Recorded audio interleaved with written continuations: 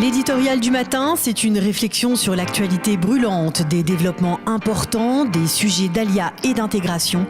C'est tous les matins sur Studio Kalita.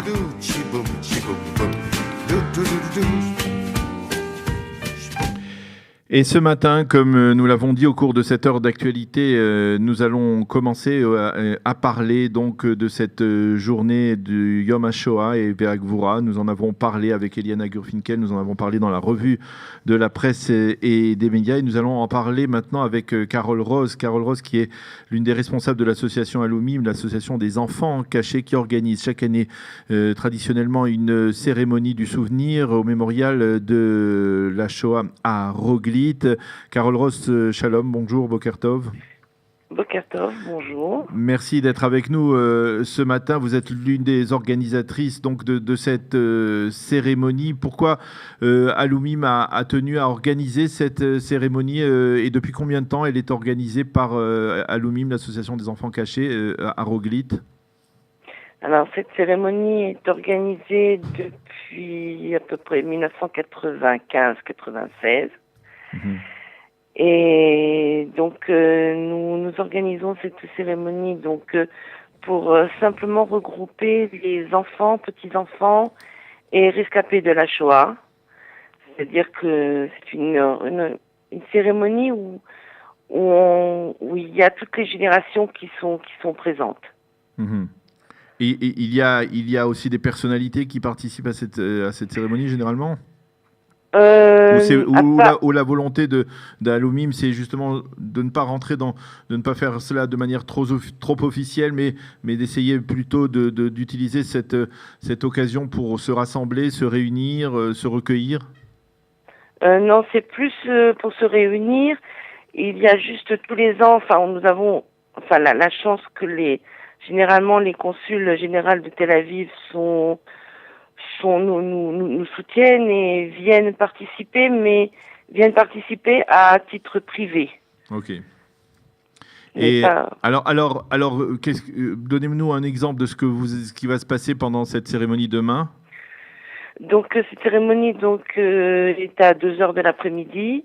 Ça permet aux enfants donc de venir après l'école, et donc il y a des enfants cachés, qui étaient cachés, qui donnent des témoignages. Oui. Et cette année, il y en aura 3. Et nous avons la participation d'écoles israéliennes. Donc cette année, 2 écoles, une école de Tel Monde et une école de Jérusalem. Donc ça se fera en hébreu? La cérémonie est en hébreu? La cérémonie est en français et en hébreu. C'est-à-dire que tous les textes et chansons, en fonction si elles sont en français ou en hébreu, sont traduites automatiquement. Alors, lorsque l'on parle d'Alumim, on parle des enfants cachés et bien entendu, on parle des nombreux enfants cachés qui ont été cachés pendant la Shoah en France. Aujourd'hui, ces enfants sont devenus, on va dire, des personnes du troisième âge qui vieillissent. Comment Alumim perpétue le souvenir donc de ce qui s'est passé, en particulier en France pendant la Shoah, en matière en particulier concernant ces réseaux qui se sont créés pour cacher les enfants pendant cette période particulièrement douloureuse? Alors, donc, disons que les adhérents d'Alumim, les gens il y a beaucoup de témoignages. Nous avons un journal qui paraît 2 à 3 fois par an où il y a beaucoup de témoignages et qui est distribué, donc, qui veut, et surtout dans les écoles. Nous travaillons beaucoup avec les écoles en Israël. Nous avons des projets avec Yad Vashem, avec des prix sur la Shoah, en particulier en France. Oui. Et donc on essaye par les témoignages. Et là encore, ce ne sont pas que des témoignages en français, mais il y a une volonté aussi de faire transmettre ces témoignages à la jeunesse israélienne? Oui, généralement nous travaillons avec des écoles israéliennes. Là, les enfants qui viennent cet après-midi, demain après-midi, ne sont pas français, ne sont pas francophones. C'est dans les écoles israéliennes. Donc, et tout est, les travaux sont à Yad Vashem et tout est en hébreu. Alors, et notre journal paraît en hébreu et en français. Alors, cette année, nous entrons dans le Yom HaShoah quelques semaines à peine après l'attentat sordide qui a coûté la vie à Mireille Knoll, qui était elle-même une rescapée de la Shoah, qui a échappé à la rafle du Veldiv et qui était elle-même enfant à cette période. Comment, à votre avis, est-ce qu'on peut faire passer justement auprès de la jeunesse ce message qu'en dépit de la création de l'État d'Israël, qu'en dépit de la Shoah, eh bien, l'antisémitisme est toujours vivace, il est toujours présent, en particulier en Europe aujourd'hui?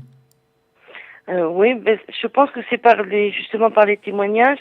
Pour demain, nous avons quelqu'un qui connaissait justement Mireille Knoll, qui a le même parcours, qui était aussi au Veldiv, qui est rescapé du Veldiv, qui tient à parler d'elle et à donner son témoignage justement du rassemblement. Et c'est vrai que il faut faire, à votre avis, le lien entre ce qui s'est passé il y a plus de 70 ans au moment de la Shoah et ce qui est en train de se passer toujours aujourd'hui en France, cet antisémitisme qui ressurgit peut-être sous une autre forme. Je sais pas, parce que c'est pas la même. Je pense pas que ce soit la même situation.